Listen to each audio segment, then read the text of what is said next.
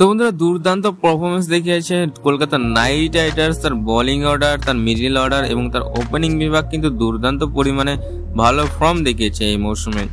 কিন্তু বন্ধুরা এই মৌসুমটা কিন্তু শেষ হয়ে গেল। মৌসুম শেষ হতে না হতেই কিন্তু দলকে একটা কঠিন সিদ্ধান্ত নিতে হবে। হ্যাঁ বন্ধুরা, তারই মাঝে একটি নিউজ বেরিয়ে চলে আসছে, এইবার মেগা অকশনে কিছু রুলস কিন্তু পরিবর্তন হতে চলেছে, যেখানটায় কিন্তু 4টার বদলে কিন্তু 8টা বিদেশি কিন্তু সর্বোচ্চ রাখতে পারবে একটি দল।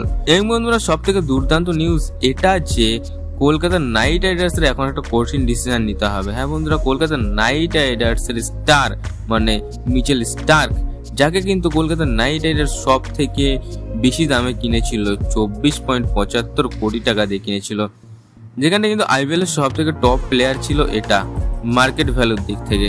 তো বন্ধুরা যেমনটা নিউজ বেরিয়ে চলে আসে, মিচেল স্টার্ককে কিন্তু কলকাতা নাইট রাইডার্স তার দল থেকে বাদ দিতে চলেছে।